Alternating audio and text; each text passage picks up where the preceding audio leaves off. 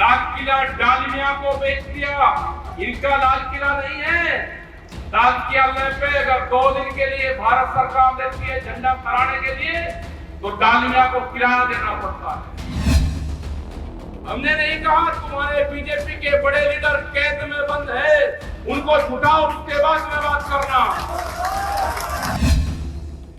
ये देश का नौजवान, ये महिलाएं, ये दुकानदार आपके खिलाफ निकल चुका है। आप जो एलिगेशन लगाओगे हम उनको सहन करेंगे। हम आपको देश नहीं बिकने देंगे। ये बहुत बड़े बड़े भाषण आपने कहे कि हम देश नहीं बिकने देंगे। आज वही प्रधानमंत्री है देश को बेचने का काम कर रहा।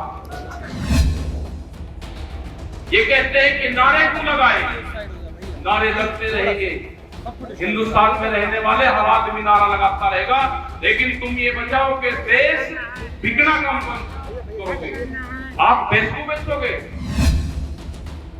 बहुत बड़ी संख्या में ये बुंदेलखंड की धरती, हमीरपुर मोहदा में आप लोग आए। जो मुद्दे हैं, मुद्दे क्योंकि यहाँ से आप लोग दिल्ली में गए,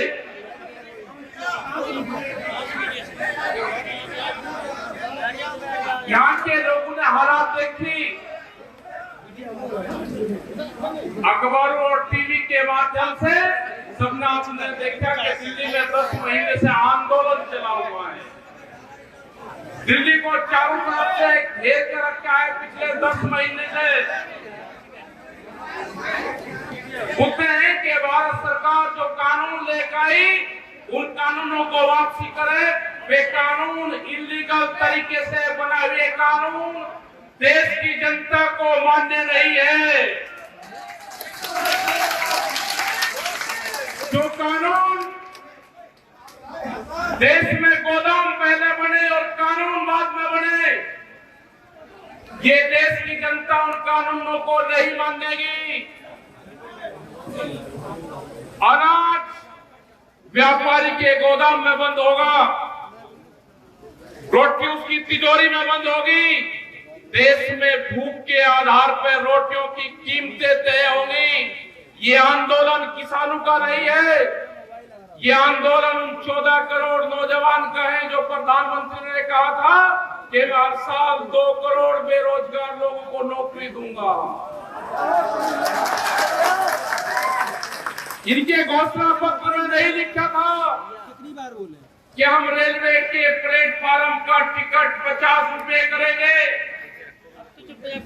हम ट्रेनों को बंद करके स्पेशल ट्रेन का नाम देके और उसके चर्चा गुना रेट करेंगे। नहीं लिखा था, इसमें नहीं लिखा था कि 60 साल से ऊपर जो रेलवे में जो टिकट में कम रेट पे मिलता था, जो बेनिफिट होता था आम जनता को, आज वो पूर्ण रूप से बंद कर दिया गया। ये नहीं लिखा था कि रेलवे के कर्मचारी को घटा जाएगा। उनके 4.5 लाख कर्मचारी देश में कम होंगे। ठेका भर्ती देश में आएगी। देश के जितने संसाधन हैं बेचे जा रहे हैं। एयरपोर्ट, एयरलाइंस नहीं कही थी, एयरलाइंस बिक रही है।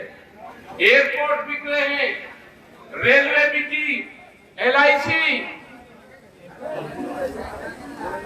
टेलीफोन विभाग और ये मंडी जिसमें आप बैठे हो, इन मंडियों के प्रस्ताव जालिए मध्य प्रदेश की बहुत सी मंडियों के प्रस्ताव चले गए हैं।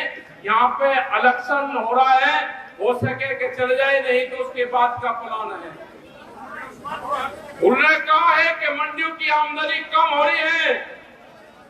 मंडियों की आमदनी जब कम होती है जब उसमें फसलें नहीं जाती।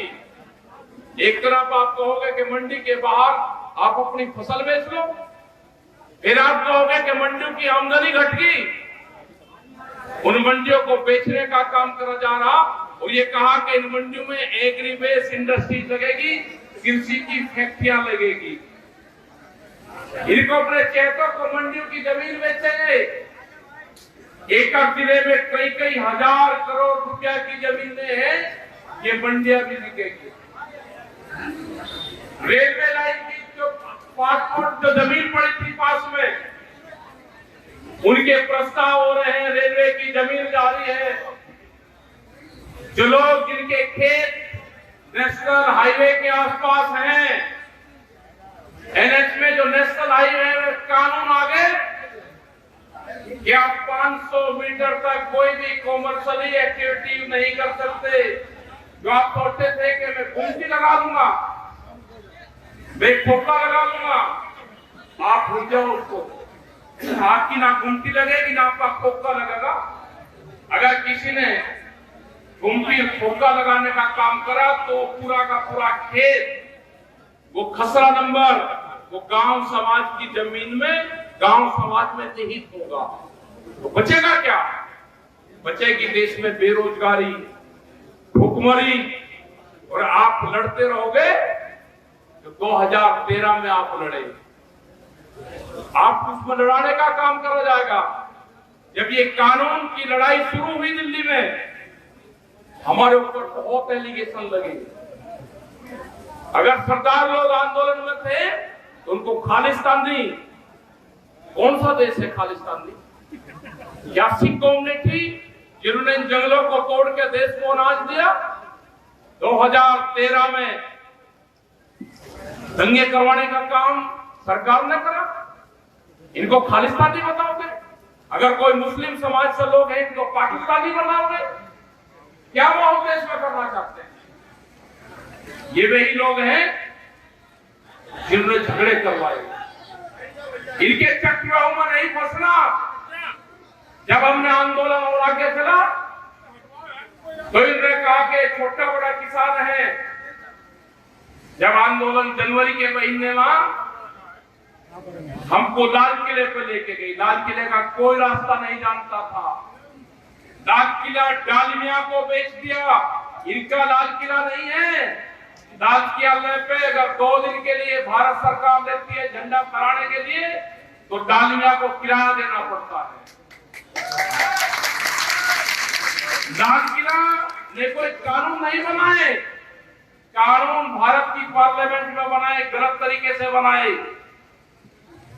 अगर देश के किसान को जाना होता, 4 लाख ट्रैक्टर दिल्ली के अंदर थे, 20-25 लाख आदमी दिल्ली के अंदर थे। अगर हमको जाना होता तो हम पार्लियामेंट में जाते। हमने उनको कहा कि जो 10 साल पुराना ट्रैक्टर आपने बंद करा है, किसान अब 10 साल पुराना ट्रैक्टर नहीं चला सकता। एक कानून आ गया है दिल्ली में। हमने वही 10 साल पुराना ट्रैक्टर दिल्ली की चमचमाती सड़कों पर चला कर दिखाया। वो देश का ट्रैक्टर था, वे किसान भी देश के थे, वो ट्रैक्टर भी देश का है। ये कान खोलकर फिर सुन लो दिल्ली, वो ट्रैक्टर भी यही है और वो किसान भी यही है। अगर जाना होगा तो पार्लियामेंट पे जाएंगे। जब भी जाना होगा पार्लियामेंट के वहां पे जाएंगे। ये कानून वापसी ले लो, ये कानून वापसी ले लो। 3 काले कानून है आपके।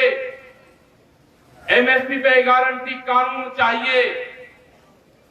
आप अपनी जो फसल बेचते हो, हम लाइन में लगे रहते हैं, देश का किसान लाइन में लग रहा, वो अपनी 40 क्विंटल फसल नहीं बेच सकता। देश का व्यापारी 10,000 क्विंटल आपसे खरीद कर बेचता है। हमको भी वो मंडी और मार्केट बता दो कि कहां बेचता है 10,000 क्विंटल।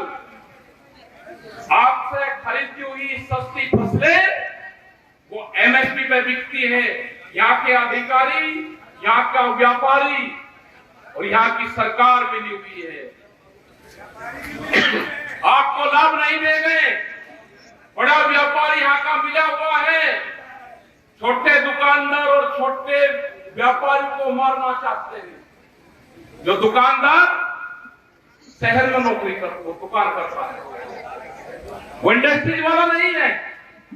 वो दुकानदार वो है कि अगर मौदा की मंडी मजबूत होगी, यहाँ पे फसलों की कीमत ठीक मिलेगी, तो हम सीधे मार्केट में जाएंगे, वो पैसा मार्केट में देंगे, मार्केट से सामान खरीदेंगे, वो आगे खरीदेगा। ये पीटी दर पीटी हमारा काम चल रहा था। ये दुकानदारों को भी मारने का काम करते हैं। वो जो गुमटी खोल के बैठता है, जो 100-200 लोगों को उधार सामान देता है गांव में, ये उसको भी मारने का काम करेंगे। बड़ी बड़ी कंपनियां देश में आ रही हैं। हमने बार बार कहा कि देश में अगर किसी पार्टी की सरकार होती तो वह जरूर बातचीत करती। देश में किसी पार्टी की सरकार नहीं है।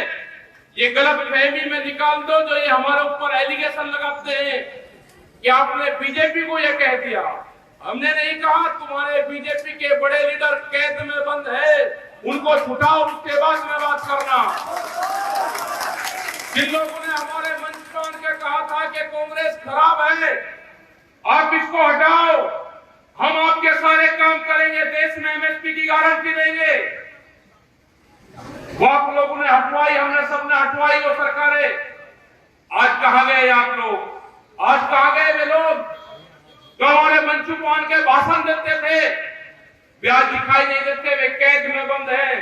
देता मुक्ति अभियान देश में चलाना पड़ेगा। ये सारे बंधन तोड़ के बाहर आएंगे। इनकी सरकारें नहीं है देश में। देश में है मोदी सरकार, और मोदी सरकार को चलाती है कंपनियां। ये कंपनी राज देश में नहीं चलेगा।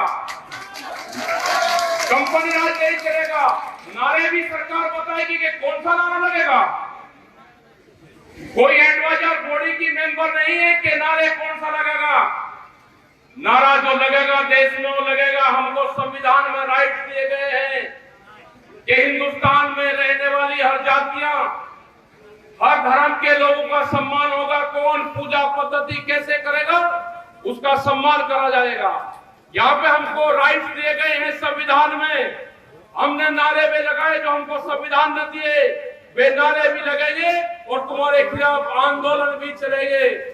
ये किसान, ये देश का नौजवान, ये महिलाएं, ये दुकानदार आपके खिलाफ निकल चुका है। आप जो एलिगेशन लगाओगे हम उनको सहन करेंगे। हम आपको देश नहीं बिकने देंगे। ये बहुत बड़े बड़े भाषण आपने कहे कि हम देश नहीं बिकने देंगे। आज वही प्रधानमंत्री है देश को बेचने का काम कर रहा।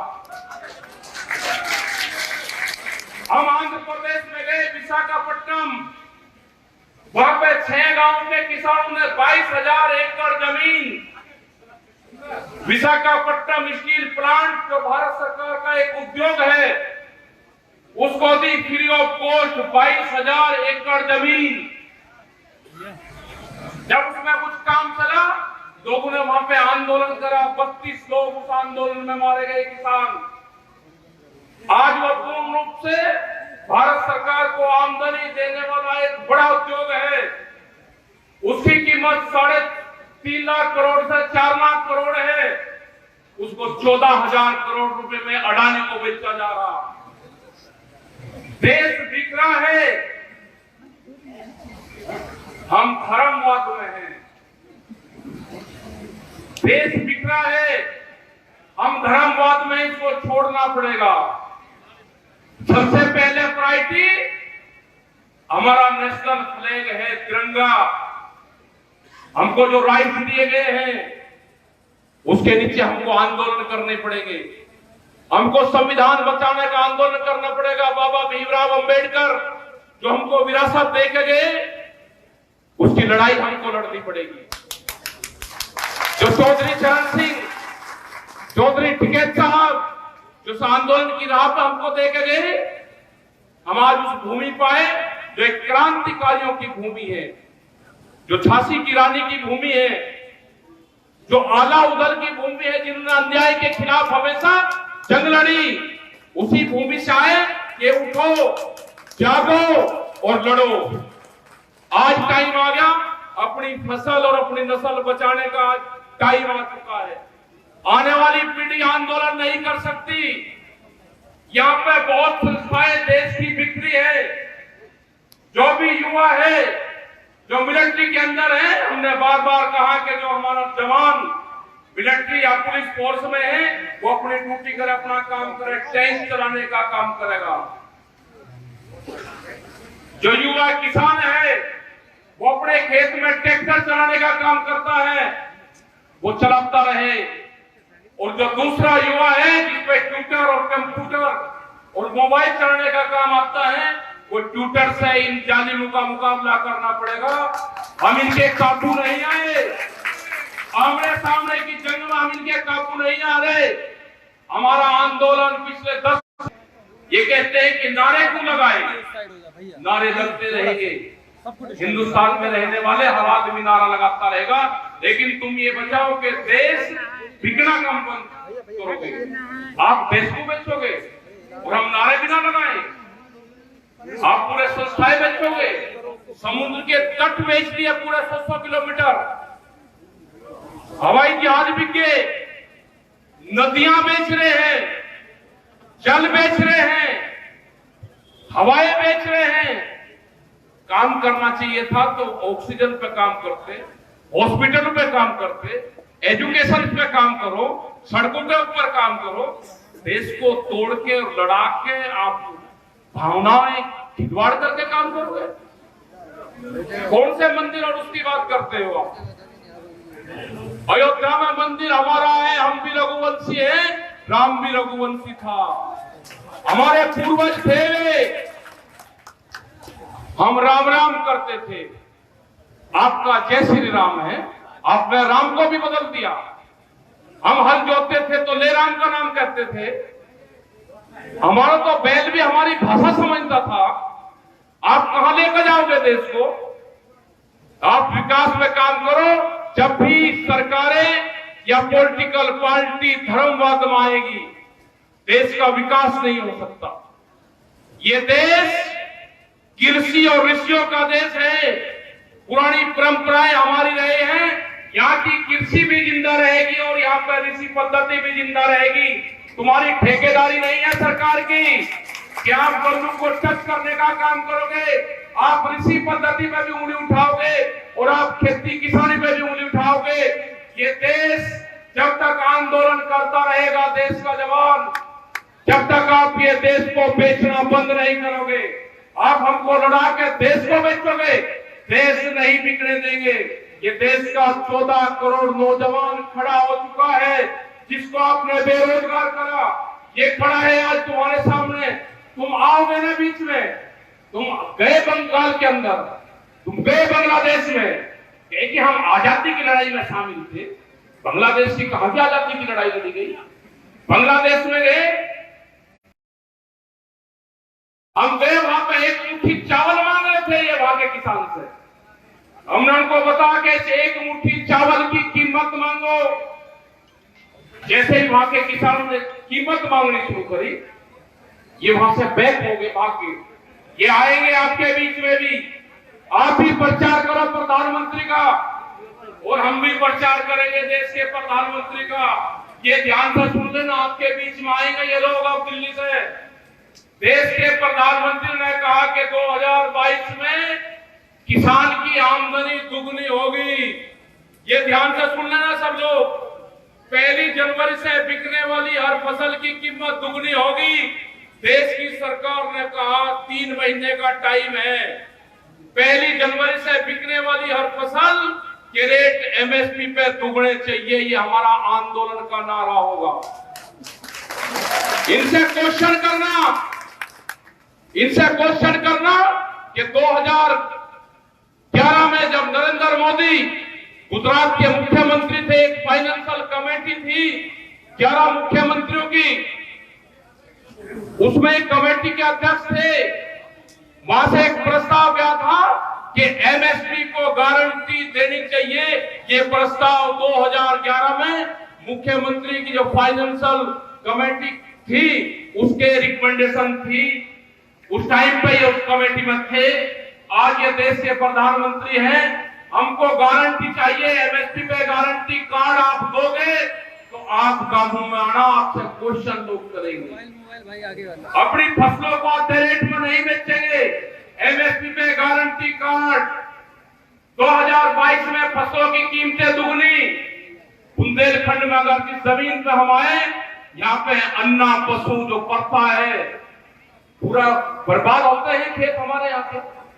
यहाँ के डैम, 3 डैम यहाँ के प्रस्तावित अभी है, वे डैम यहाँ के बने, अन्ना प्रथा यहाँ की पूर्ण रूप से खत्म हो, किसानों को लाभकारी मूल्य मिले, जो हजारों नौजवान रोज यहाँ से 10 से 15 हजार लोग बहुत गाड़ियों में, पूरे बुंदेलखंड के लोग दिल्ली और शहरों में काम करने के लिए जाते हैं।